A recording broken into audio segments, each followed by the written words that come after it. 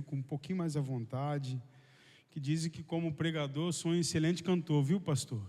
Então, se der errado aqui, a gente canta alguma coisa. Amém? Sobe aí um tecladista aí, senta aqui, faz uma base pra gente.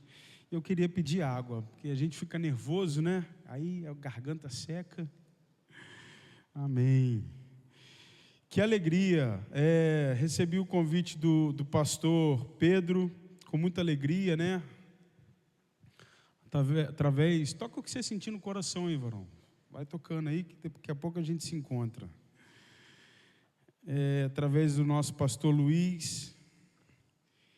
E para falar de um tema que eu particularmente gosto muito, né? Que é louvor e adoração. É um tema que eu já vivo há muitos anos, né? Eu comecei a minha vida na adoração muito novo, com 8 anos de idade, 8 para 9 anos, eu fui inserido na música na igreja, comecei tocando bateria, né? Como esse menino que estava aqui, né? Muito bem instruído, por sinal, parabéns aos pais. E fui crescendo na presença de Deus. Está aqui a Joilma que me viu, né, Joilma? Criança, né? Não estou entregando sua idade não, né? Nem a minha. Amém. Ô Jesus, é água com gás. Glória a Jesus. Me convida mais vezes, só por causa da água com gás. Mas antes de eu continuar aqui, ela falou para eu não apresentar, mas eu vou apresentar. Eu estou acompanhado da minha Miss Universo, minha esposa, faz só um sinalzinho com a mão aí. E também dos meus 2 filhos, né, João Pedro e Maria Júlia, tá ali, ó. E junto conosco, eu tenho a honra de ter a irmã Denise, que é lá da nossa igreja também, faz parte do nosso GECEL. A irmã Denise mora aqui no Canaã e falou assim: vou lá para ouvir o que Deus tem para falar através de você. Obrigado por ter vindo, me ajuda muito. E aí, como eu estava dizendo, eu comecei muito jovem, né? Muito novo nessa área musical. E como é bom ver tanta gente envolvida, tanta gente talentosa, tocando e adorando a Deus, né? E o Senhor me chamou para esse ministério, o ministério da música. Cresci um pouquinho e aí comecei a arranhar uns acordes, né? Dá um sol maior aí. Vai fazer tônica, sexta, beleza? Basicão. Os primeiros acordes que eu aprendi foi Sol, Mi menor, Dó e Ré. E aí eu comecei cantando: perto de mim, sinto tua presença no olhar. Quem lembra dessa? Meu Deus, não é possível que só eu sou velho aqui, gente. Isso é catedral, gente. Ô, varão, pelo amor de Deus, me ajuda. Ó, tem alguém cantando ali, ó. E não tem fim. Eu canto Mi menor. Dó. Lá menor. Só que, assim, como a maioria dos ministros, eu sou ruim de letra, né? E aí, com esses acordes, né, eu comecei a arranhar, e aí, percepção musical, graças a Deus o Senhor nos deu, a gente vai aprendendo, e aí a gente vai cantando. Senhor, formoso é tua face, eu quero ver, pois quando estás neste lugar, tua graça invade mim. E eu pegava esses acordes com meu violãozinho lá, essas músicas, só no sol. E eu ia que ia, gente. E comecei a adorar a Deus, Até que fui desenvolvendo também essa coisa de cantar um pouquinho. E aí tive a oportunidade de fazer parte da Banda Rema. Quem lembra da Banda Rema aqui? Como é que é a música da Banda Rema? Deixa eu ver se eu lembro aqui. Aqui tem tantos, mas eu quero lembrar do Eliseu Gomes. Não vou lembrar.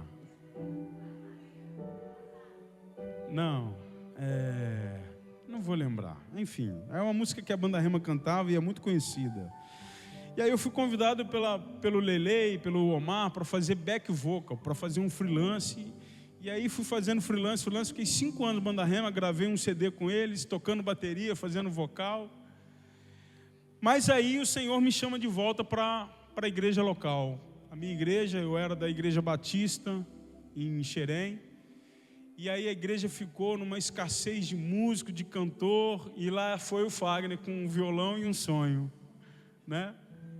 Só sabendo aqueles acordes, e aí o Senhor foi me desenvolvendo, e volto para a igreja local para servir ao Senhor com muita alegria. Entendi perfeitamente, conversei com o pessoal da banda na época, falei assim, olha, preciso voltar para a igreja, servir ao Senhor na minha igreja, porque a minha igreja está vivendo um tempo de escassez de músico muito grande, e eles entenderam e eu voltei.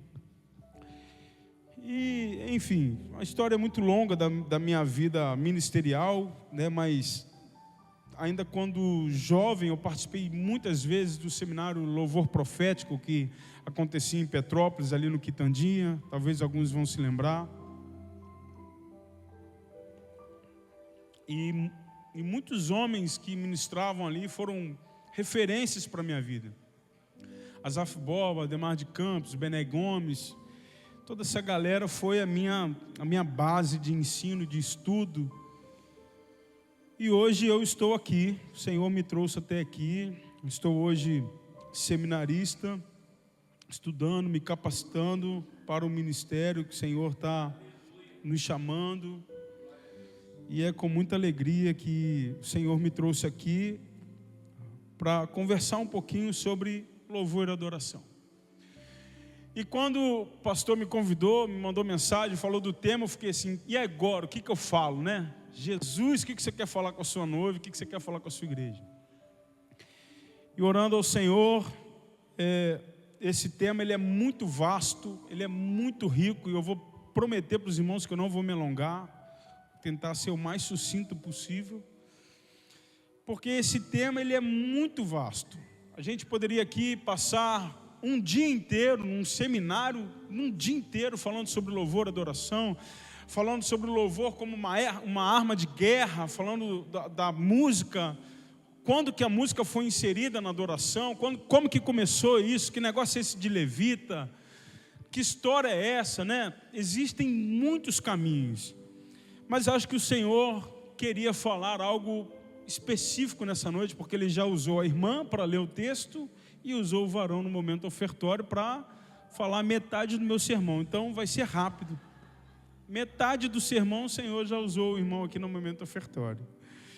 E eu queria aqui dizer para os irmãos, não é um sermão, né? Eu queria considerar, pastor, se me permitir, uma palestra, um bate-papo, até porque nós estamos num ambiente onde, na sua grande maioria, acredito que já é da área do louvor, da adoração, vive essa coisa, né? E aí eu queria ter como base para os irmãos exatamente o texto que a irmã leu, João capítulo 4, né? No versículo 23, esse é só o texto base, né? Que diz: no entanto, está chegando a hora, e de fato já chegou, em que os verdadeiros adoradores adorarão ao Pai em espírito e em verdade. São esses os adoradores que o Pai procura. Mas aí eu perguntei ao Senhor, Pai, o que o Senhor quer falar? Num tema, num assunto tão grande, tão vasto, o que o Senhor quer falar? E aí eu entendi que o Senhor queria falar conosco o básico. Porque a gente vive num tempo hoje, num momento onde as informações são muito rápidas, né? A gente vive numa geração miojo, que é tudo fast food, né? Muito rápido. E algumas coisas estão se perdendo nessa questão do louvor e da adoração. O que é isso? O que é louvor? O que é adoração? Né? De novo, a gente poderia passar o dia inteiro aqui, mas eu vou tentar ser o mais breve possível para que a gente entenda o básico daquilo que a gente faz rotineiramente no templo, em nossas casas, nos trabalhos, no nosso dia a dia. Que história é essa? Porque existe uma diferença entre louvor e adoração. Apesar delas se convergirem, delas andarem juntos em alguns momentos, mas existe uma grande diferença entre louvor e adoração. A palavra louvor, ela vem do latim laus ou laudes, que significa elogio, exaltação, honra, glória ou reconhecimento do mérito. Então a palavra louvor, na sua essência, ela tem como significado exaltar, engrandecer, honrar, glorificar, reconhecer publicamente as virtudes ou os feitos de alguém. Em resumo, louvor é isso. É você reconhecer os feitos de alguém. E aí, não estranho o que eu vou dizer, não se assuste, você pode louvar a sua esposa. Querida, que comida maravilhosa que você fez hoje. Como você está bonita. Você pode louvar o seu esposo, porque a palavra louvor, ela tem essa característica, que é você reconhecer um feito. Biblicamente, louvor é a resposta do ser humano ao reconhecimento de quem Deus é. E isso não depende de circunstâncias, mas da compreensão do caráter de Deus. É reconhecer as obras do Senhor Jesus. Amém? Quem está comigo, diga amém. Como o irmão disse na mensagem dele, Efésios capítulo 1, o apóstolo Paulo vai dizer aos Éfesos, os irmãos lá de Éfeso, que nós fomos criados para o louvor da sua glória. Fomos criados para o louvor da sua glória. Ou seja, o Senhor espera que nós reconheçamos os grandes feitos da sua mão. E aí, eu queria pensar com você uma coisa interessante, que se louvar é uma resposta aos feitos do Senhor, existem várias formas. Se louvar é uma resposta que nós damos aos feitos do Senhor, aí a gente abre um leque enorme. Mas eu queria me ater num manual que está inserido na palavra de Deus, no livro de Salmos, que é literalmente um compilado de louvores. Mas o Salmo 150 nos apresenta um manual prático, que é um resumo de como fazer, onde fazer, de que forma fazer, o que usar para fazer, para engrandecer essas obras, esses feitos. Então o Salmo 150, ele nos dá um manual prático. Ele responde pelo menos a 5 perguntas para a gente. Quero te incentivar em casa, assim, não quero tomar muito tempo da gente nessa noite, mas eu quero te incentivar a ler a palavra de Deus. Se possível, anote os textos que eu estou citando aqui, para que você reflita naquilo que o Senhor está trazendo para a gente hoje. O louvar a Deus, o Salmo 150 nos diz onde louvar. No versículo 1, ele diz: louvai a Deus no seu santuário, louvai-o no firmamento do seu poder. Ele está dizendo para a gente: louve no santuário, mas louve também no firmamento do seu poder. É talvez uma expressão do salmista dizendo para a gente: vocês vão ver coisas grandiosas do Senhor Jesus. Então louve ao Senhor por isso. Por que louvar? Também no Salmo 50 nos dá esse direcionamento. Por que devemos louvar? O salmista nos orienta a louvar pelos seus feitos poderosos. Louvai-o conforme a excelência da sua grandeza E aí ele diz também como louvar. Aí ele dá as ferramentas. Louve com trombeta, com harpa, com lira, com tamborim, com dança, instrumentos de cordas, flautas e símbolos. E tudo isso a gente fez aqui nessa noite. Louve com intensidade, com alegria no teu coração, quando ele diz com júbilo e celebração, utilizando todos os recursos disponíveis para glorificar a Deus. E ele fecha fazendo um resumo que é: quem deve louvar? Quem é que deve louvar ao Senhor? E o salmista fecha o salmo, fecha o livro inteiro, que é um compilado, dizendo o seguinte: todo ser que respira, louve ao Senhor Jesus. Então, nesse manual prático, nesse pequeno manual, o salmista finaliza as instruções dizendo: todo ser que respira, louve ao Senhor. Paulo, depois de muitos anos, depois de milhares de anos, volta lá, vai lá aos irmãos de Éfeso e fala assim: nós fomos criados para o louvor da sua glória. Amém, queridos? Mas existem várias formas de adoração. Nós falamos aqui algumas. O Salmo 150 nos revela, e o pastorzão, com muita sabedoria, falou uma outra forma de adoração, que é a oração. A oração é também uma forma de louvor a Deus. O irmão falou muito bem, louvar a Deus com as ofertas é também uma forma importantíssima, que agrada ao Senhor. O testemunho é algo que louva ao Senhor. Diga assim comigo: fala com fé, não fala igual flamenguista não, em nome de Jesus. Fala assim: eu preciso revelar Jesus. Revelar Jesus através da nossa vida é louvar ao Senhor. Então, nós, como crentes, salvos e remidos, temos uma responsabilidade muito grande, que é louvar ao Senhor com a nossa vida. E aí fica aquela perguntinha de Gessel aqui: será que a sua vida tem louvado ao Senhor, meu irmão?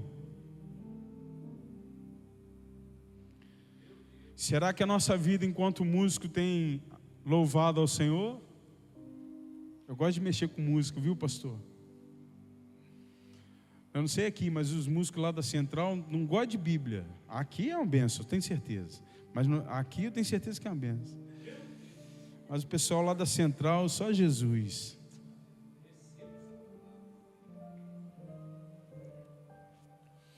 A nossa vida precisa revelar Jesus. Nossa vida precisa, o nosso testemunho precisa louvar ao Senhor Jesus. Outra forma de louvor a Deus é obediência e vida em santidade. O Senhor nos chama a viver em santidade. E por fim, entre aspas, porque existem várias formas, a proclamação das obras. Então, sintetizando, louvor, a conclusão de louvor é expressar através de ações as obras e os feitos do Senhor Jesus.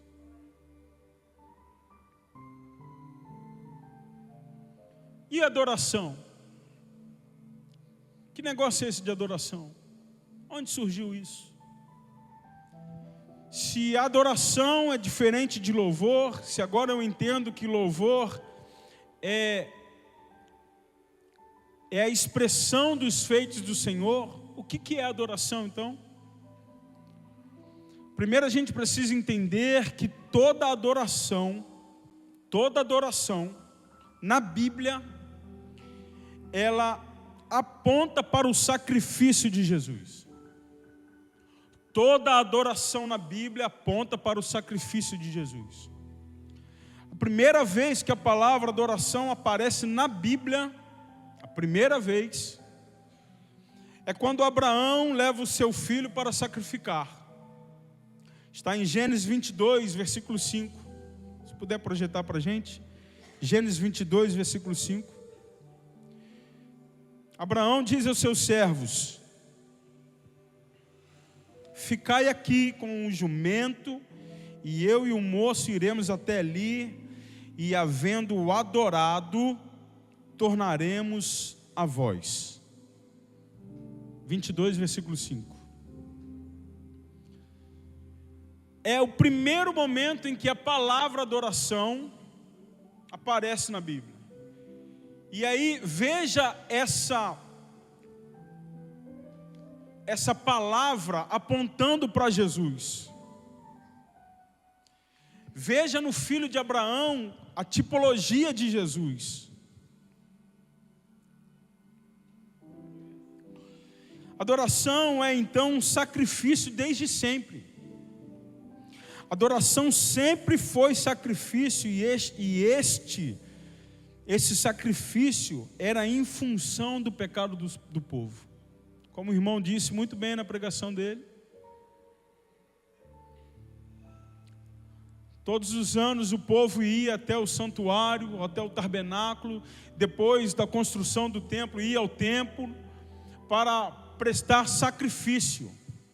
E esse sacrifício, haviam 3 festas importantes, pelo menos 3 festas importantes, ao longo do ano, em que todo o povo ia, lá em Gerezim, no Monte Gerezim, para prestar sacrifício.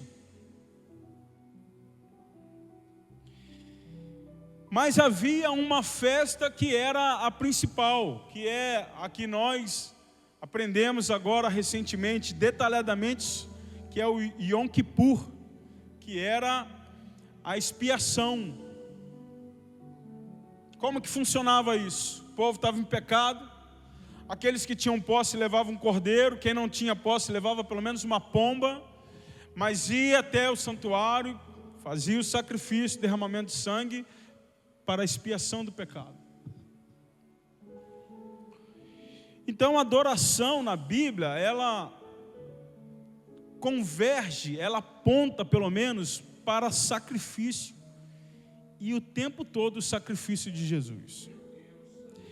E aí a gente agora chega aqui no capítulo 4 do Evangelho de João.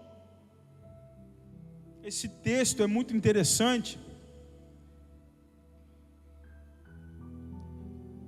Estudando ele de forma profunda essa semana, ele nos ensina que Jesus quebrou vários paradigmas, conversando com aquela mulher. Existem muitas situações nesse texto, mas Jesus faz uma coisa para aquela mulher que mudaria para sempre a história, inclusive nossa. Porque na conversa de Jesus com a mulher samaritana, Jesus anuncia que a forma de adorar a Deus, que o sacrifício vai passar por uma mudança radical. É nessa conversa de Jesus com a mulher samaritana, lendo esse texto inteiro, Jesus faz um anúncio entre linhas dizendo o seguinte: essa história de adoração vai passar por uma mudança radical.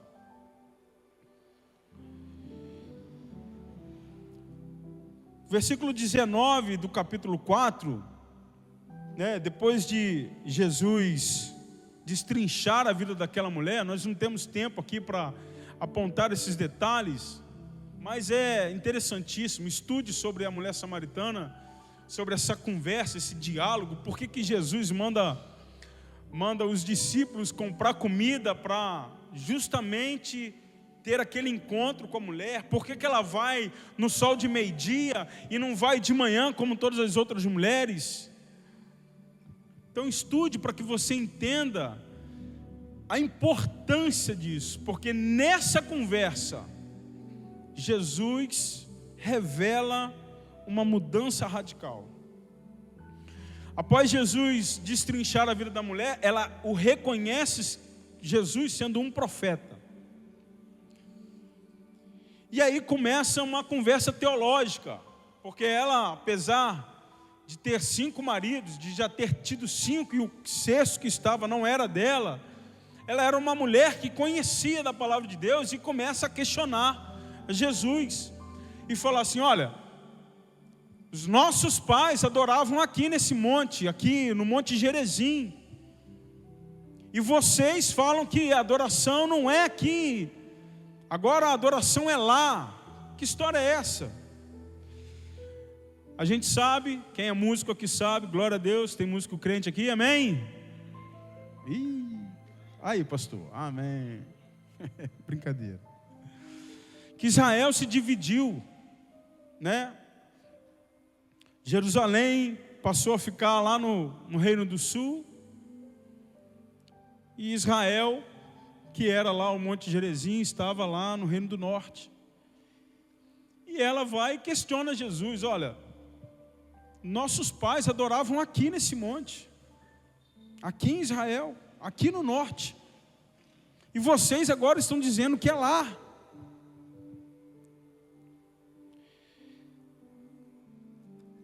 A partir de então, Jesus anuncia essa mudança. Nos versículos 21 e 23, Jesus anuncia que um último sacrifício para a remissão do pecado da humanidade estava para acontecer. O versículo 21 e 23, do 21 ao 23 diz assim: Jesus declarou: creia em mim, mulher, está próxima a hora em que vocês não adorarão ao Pai, nem neste monte, nem em Jerusalém. Vocês samaritanos adoram o que não conhecem, nós adoramos o que conhecemos, pois a salvação vem dos judeus. No entanto, está chegando a hora, e de fato já chegou, em que os verdadeiros adoradores adorarão ao Pai em espírito e em verdade, e são estes os adoradores que o Pai procura.